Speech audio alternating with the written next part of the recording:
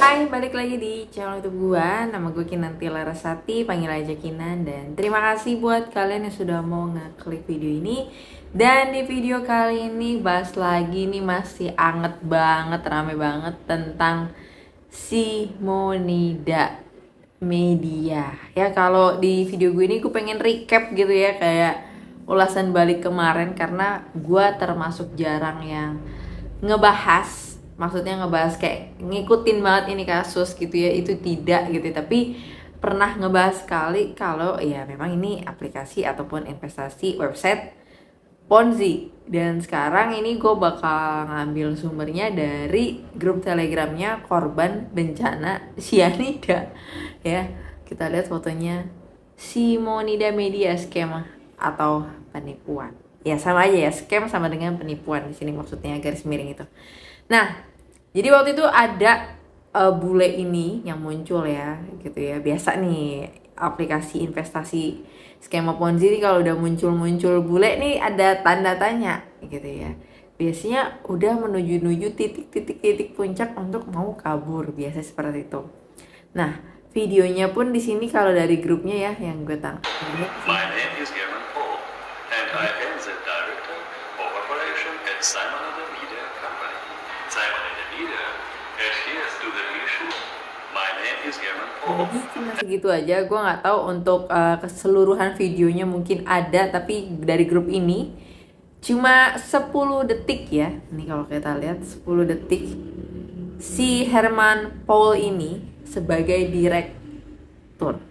Direktur apa nih? Direktur utama, direktur apa? Nggak dijelasin juga, ya kan? Tapi yang gue yakini kalau bule-bule yang muncul kayak gini ya ujungnya bule-bule bayaran yang disewa ya cuma untuk mempromosikan website ataupun aplikasinya. Bukan beneran kalau mereka ini adalah orang yang bekerja di si Monida Media. Nggak ada hubungannya sama sekali ya. Jadi ini udah bukan hal baru lagi ya kalau misalkan aplikasi skema Ponzi itu munculnya bule-bule terus biar meyakinkan orang-orang Indonesia yang notabene kalau bule tuh kayak lebih dipercaya gitu ya dibandingkan orang yang apa ya, orang kita sendiri gitu ya, orang Indonesia sendiri yang mempromosikan. Itu kalau udah munculnya bule biasanya sugestinya itu akan lebih percaya untuk orang-orang kita bahwa investasi ini tuh ya investasi yang bagus, aman gitu ya, benar-benar tokcer lah gitu ya. Tapi kalau aplikasi skema Ponzi yang muncul bule itu udah tanda-tanda mereka mau sekarat sih ya. Ya terbukti sekarang udah, ya begitulah, member-member udah pada paham tentang si Monida Media ini ya. Terus kalau lihat dari grupnya ya, dari medianya di sini, ini banyak ya, kalian bisa lihat nih orang-orang yang sepertinya dia live. Gue nggak tahu live-nya mungkin di WA kali ya atau mana nih. Terus ini ada muncul bule cewek ini juga nih ya. Terus ini ada video si bule cewek juga yang sempat rame juga nih ya, tapi nggak perlu dibahas. Jelas intinya ya udahlah nih orang-orang ya akhirnya cuci tangan, mengaku bukan korban, mengaku bukan pelakunya, maksudnya itu ya ujungnya dibayar aja. Dan udah tahu ya kalau kayak gini ya mereka nggak akan mau disalahkan. Terus ini sempet kemarin rame juga nih di grup gua gitu ya, si orang tersebut yang mempromosikan sini juga nih ya, Pacitan bertemu Mas Bupati. Ya kita recap aja ya, kilas ke belakang kemarin tentang si Monida Media ini ya, pertemuannya gitu kan, promosi jor-jorannya.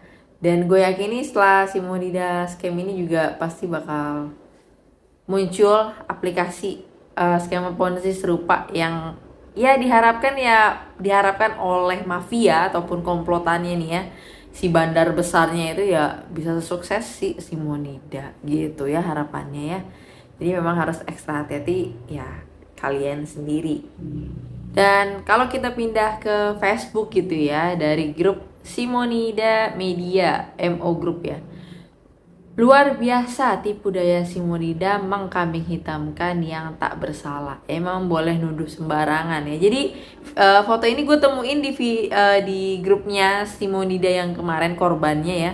Jadi munculin fotonya Roy Sakti, terus ada Bang Anggi juga gitu ya. Yang gue memang tidak baca secara detail, tapi kita lihat aja di sini ya. Nih ya. Pelaku yang bertanggung jawab atas serangan terhadap perusahaan media Simonida. Kok Simonida? Di situ saja sudah typo jelek sekali ya. Simonida telah diidentifikasi. Yang pertama di sini ada Roy Sakti, Anggi Euy. Kenapa bukan nama asli ya? Mulyono Herlambang, Sayur Hasem. Ya kenapa bukan nama asli kalau sudah teridentifikasi? Malah nama YouTube-nya. Atau misalnya nama aslinya siapa alias ya nama YouTube-nya gitu kan. Oke, Simonida Media Company telah berkomunikasi dengan Kedutaan Besar AS di Indonesia dan akan memberikan tekanan kepada pemerintah Indonesia dan menangani para penjahat di atas dengan tegas tanpa toleransi apapun. Wih, kayak kata-katanya ini ya kayak benar-benar mengancam ya, tapi nggak ada tuh gerakannya apa-apa, itu cuma kata-kata doang ya. Karyawan perusahaan media Simonida yang belum melakukan verifikasi akun diminta menyelesaikan sebelum pukul 23.00 WIB. Perusahaan akan menghapus satu persatu akun karyawan yang belum menyelesaikan verifikasi. Oh ya, jadi dia merasa ini adalah para penjahat gitu ya orang-orang ini. Terus ujungnya suruh verifikasi ya. Padahal orang-orang ini udah ngasih tahu untuk jangan deposit lagi, gak usah setor duit atau stop main ponzi. Ya ujung-ujungnya ya kerugian. Gak ada keuntungan yang kalian dapat kecuali kalian adalah mentor ponzi ataupun leader ponzi yang punya downline, punya bawahan. Udah pasti jelas kalian dapat untung dari situ, duitnya enak banget kerjanya ya. Jadi ya ini jangan mau kemakan sih. Coba kita lihat komentarnya, apakah seperti apa nih komentarnya para aman. Dari kemarin bilang aman terus apa di WD, saya aman. Anda terlalu banyak berbohong, kasihan member-member baru. Detik-detik Dev mau kabur. Ah, isu-isunya nuduh. Tag orangnya saja Roy Sakti gitu. Mau tanya rata-rata pendidikan member apa ya? Sekali lagi SDM. Oh, SDM negeri ini ya, walaupun SDM kita juga kadang ada yang tinggi juga ya, tidak menjamin juga sih ya. Oke, kita lihat lagi nih ya. Nah, ini kita scroll tadi kalau nggak salah tuh ada yang baru ya. Jadi ini ya. Dari Simonida Media juga, fix sudah bisa dipastikan bahwa Simonida Media Scam harus deposit senilai 38,8 USDT yang katanya buat aktivasi pemulihan akun.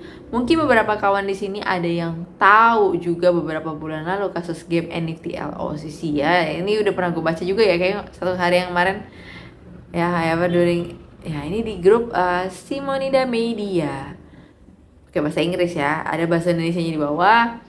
Ya intinya kalian disuruh deposit lagi. Jangan mau kalian dikibulin, sekali lagi gak perlu kalian deposit, gak perlu, sadar. Sadar ya. Mereka itu udah kenyang makan duit kalian. Kalian mau deposit 100 miliar pun, 1 triliun, 100 triliun, sampai berapa puluh duit yang kalian punya, gak akan bisa mencegah mereka bakal kabur. Karena mereka udah ketahuan belang-belangnya begini.